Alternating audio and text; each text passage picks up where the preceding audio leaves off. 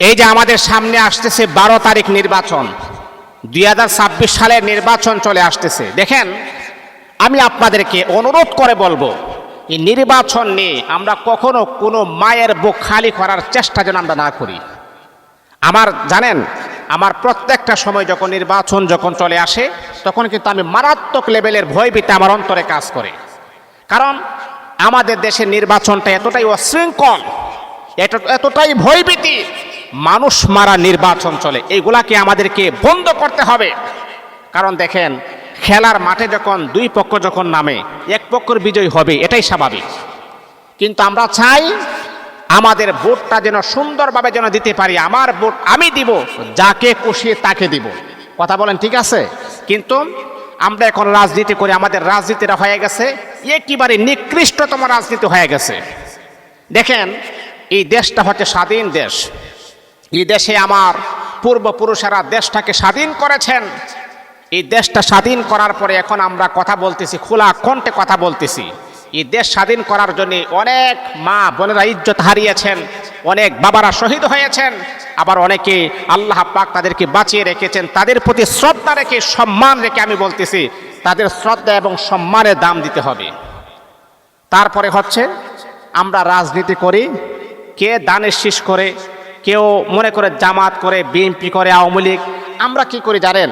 যে আমি যে দল করি সেই দলটাকে আমি পাইরুটি দিই, আর আপনি যে দল করে সেই দলটাকে আপনি পাইরুটি দেন না। না, আপনার কাছে আপনার দল সেরা হতে পারে, তার কাছে তার দল সেরা হতে পারে।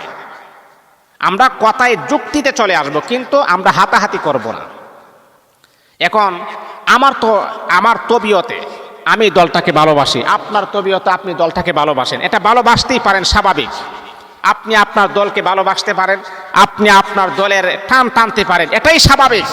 কিন্তু এতটাই টান টানবেন যেই মানুষটা আপনার দলকে ভালোবাসে না, তার কাছে গিয়ে আপনি জোরপূর্বকভাবে দলের খাটাবেন, এটা হতে পারে না। এই যে আমরা কয়েকদিন আগে আমরা দেখলাম নির্বাচনী প্রচারণা করতেছে, একজন মাকে আঘাত করা হয়েছে, আবার দেখলাম একজন বাবাকে আঘাত করা হয়েছে। তো এটা আমরা চাই না। খুনাখুনি, হানাহানি, মারামারি, রক্ত ফাসাদ, এইগুলাকে বাংলার জমিন থেকে উৎখাত করতে হবে, বন্ধ করতে হবে। কারণ নির্বাচন আসলে মানুষ মরে যায়, নির্বাচন আসলে রক্ত ফাসাদ সৃষ্টি হয়। অনেক মা বোনদের অন্তরে এতটাই একটা ভয়ভীতি সৃষ্টি হয়েছে, তারা ভোট কেন্দ্র পর্যন্ত যাইতে চায় না। কেন যায় না? কি কারণে যায় না? তারা বলে যে ভোট কেন্দ্র নাকি মারামারি হয়। আমার ওই সমস্ত মা বোনদেরকে বলবো, না, ইনশাআল্লাহ এই বছর 12 তারিখ 2026 সালের যে 12 তারিখ যে নির্বাচন হবে, আশাবাদী। প্রশাসনের প্রতি আমাদের দৃঢ় আস্থা আছে, প্রশাসনের প্রতি আমাদের দৃঢ় ভালোবাসা আছে, বর্তমান সরকারের প্রতি আমাদের দৃঢ় আস্থা আছে। না, কখনো আগের মতো এরকম মারামারি হানাহানি হবে না। ইনশাআল্লাহ সুষ্ঠু নির্বাচন হবে, এই প্রত্যাশাটা আমি রাখি। প্রশাসনকে আমি বলবো, ইনশাআল্লাহ আপনারা আপনাদের যতটুকু এবিলিটি আছে, ইনশাআল্লাহ সুষ্ঠু একটা নির্বাচন দিবেন। জাতি যেটার জন্য পাগল ছিলেন, হাহাকার ছিলেন, সেই পুরস্কারটা আপনারা ওই দিন দেখায় দিবেন। যেই ফাঁসক, জামাত হতে পারে, বিএনপি হতে পারে, জাতীয় পার্টি হতে পারে, আমি কোনো দল আমি করি না, কিন্তু আমি একটা দল করি, সেটা হচ্ছে কোরআন সুন্নাহর দল করি। আমি কোরআনকে ভালোবাসি, মহাব্বত করি, আপনারাও কোরআনকে ভালোবাসেন। আমি রাসূলকে ভালোবাসি, আপনারা রাসূলকে ভালোবাসেন। এই জন্যে বাবা, আমি চাই যেই কোনো দল আসুক, প্রেসিডেন্ট হোক, কিন্তু কোরআন বিদ্বেষী কোনো কথা বলা যাবে না। কোরআন বিদ্বেষী কথা বলবেন, ইনশাআল্লাহ তার প্রতিবাদ করা হবে। কারণ কোরআন বিদ্বেষী কথা বাংলার জমিনে কখনো চলবে না। এই জন্যেই কিন্তু এখানে একটা প্রশ্ন আছে। এমন অনেকে আমাকে বলেন যে হুজুর, কাকে আমি ভোট দিব? দেখেন, ভোটটা কিন্তু একটা আমানত। কি এটা? আমানত।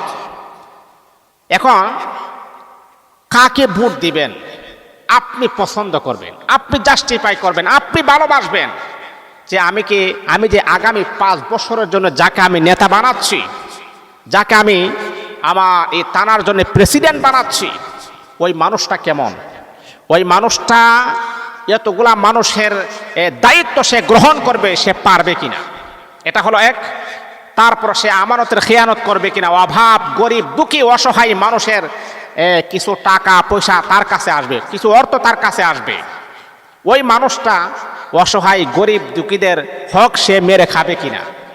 যদি আপনি দেখেন না এরকম টানা সে খাবে না, অসহায় গরিব দুঃখীদের হক সে মারবে না, আমানতের খিয়ানত করবে না, ক্ষমতা পাওয়ার পর কোনো মানুষের উপর জুলুম করবে না, ক্ষমতা পাওয়ার পর কোনো মানুষের উপর অত্যাচার করবে না, এই রকম যদি আপনি যদি ভাবেন বা বুঝেন, আগামী 5 বছরের জন্য সেই মানুষটা পারফেক্ট হবে, ভালো হবে, তাহলে আমি আপনাকে সাজেস্ট করব, আমি আলেম বুঝি না, জালেম বুঝি না, এই মানুষটা যদি আমানতদার হয়, আমানতের খেয়ানত করবে না, ওই মানুষটাকে আপনি ভোট দিতে পারেন, সমর্থন করতে পারেন। কিন্তু বাবা আমরা কি করে জানেন, আমরা বলি কি না না আমি এটা সুর হইল, বাটপার হইল, সিটার হইল, গরিবের হক মায়েরা খাওয়াইন না হইল, আমরা কি করি তাকে ভোট দিই।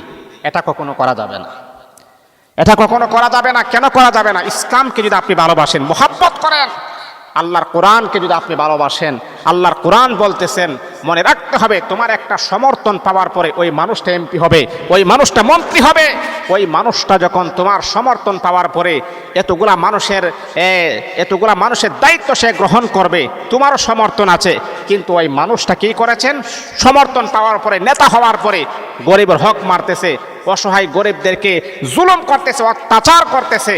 কিন্তু বাবা সে যে চুরি করতেছে, ডাকাতি করতেছে, মানুষের মাল আত্মসাৎ করতেছে, এটা করার পর যেই গুনাহ হবে, একবার গুনাহ আপনি যে সমর্থন করেছেন আপনারও কিন্তু হবে। এই জন্যে ভোটটা কিন্তু একটা আমানত, এটা এমন মানুষকে দিতে হবে যেই মানুষটা কখনো লুটতারাজ করবে না, গরিবের হক নষ্ট করবে না। আমি এখানে একটা কথা মনে রাখতে হবে, আপনারা কিন্তু মাইন্ড করবেন না, কারণ নির্বাচন হবে, ফিউর নির্বাচন হবে, এটা আমরা চাই।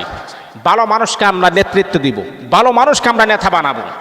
এখন অনেকে আছে কি বলতে পারেন, হুজুর আপনি আলেম দেখে মনে হয় আপনি আলেমের টান টানতেছেন। না, আল্লাহর কসম না। যদি আলেম ছাড়াও ভালো মানুষ পৃথিবীতে আছে না? আপনারা কি মনে করেছেন দাড়ি টুপি লাগাইলে ভালো মানুষ হওয়া যায়? অসম্ভব, অকল্পনীয়। দাড়ি টুপিওয়ালা ছাড়াও কিন্তু ভালো মানুষ আছে।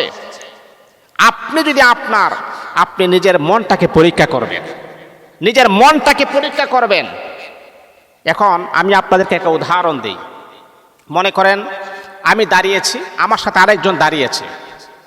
এখন আপনি যদি মনে করেন মুফতি মিজানুর রহমানের চাইতে এই লোকটা ভালো হবে, এই লোকটা মানুষের টাকা আত্মসাৎ করবে না, গরিবের হক নষ্ট করবে না, আমাদের মাল আমাদের কাছে পৌঁছায় দেবে, তখন আমি আপনাদেরকে বলবো 100% আমাকে সমর্থন না করি লোকটাকে সমর্থন করতে হবে আপনাকে। এখন আমাকে ভোট দিলেন, আমি যে চুরি করব না, ডাকাতি করবো, এটার কিসের গ্যারান্টি?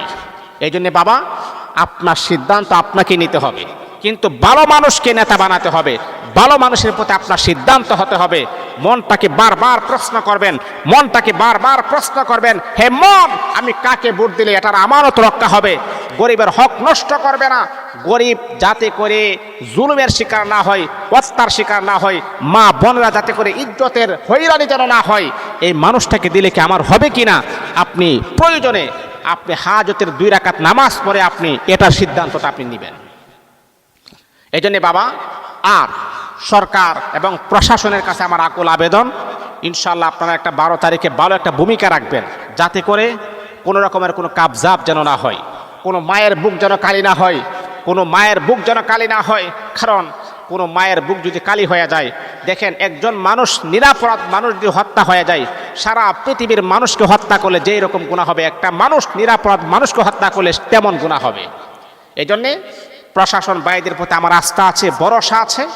আপনারা 12 তারিখে ইনশাআল্লাহ একটা সুষ্ঠু নির্বাচন আমাদেরকে উপহার দিবেন। এটাই জাতি চাইতেছে, এটাই আমরাও চাই। এটা আমরা চাই কোনো মায়ের বুক যেন কালি না হয়, কোনো মা বোন যেন দর্শিতা না হয়। চাঁদাবাজ, সন্ত্রাস, লুটতারাজ তাদেরকে কখনো সমর্থন করবে না। এদিকে অবশ্যই ফোকাস রাখতে হবে। আল্লাহ পাক আমাদের গোটা বাংলাদেশ, সোনার বাংলাদেশকে যেন আল্লাহ পাক রহমত বরকত দিয়ে যেন বেষ্টন করে রাখেন। আল্লাহ আমার এই বাংলাদেশের উপর রহমত দান করুন। আল্লাহ আমার এই বাংলাদেশের উপর তুমি খাইর দান করো। আল্লাহ আমার এই বাংলাদেশের ভিতরে আসমানি নুসরত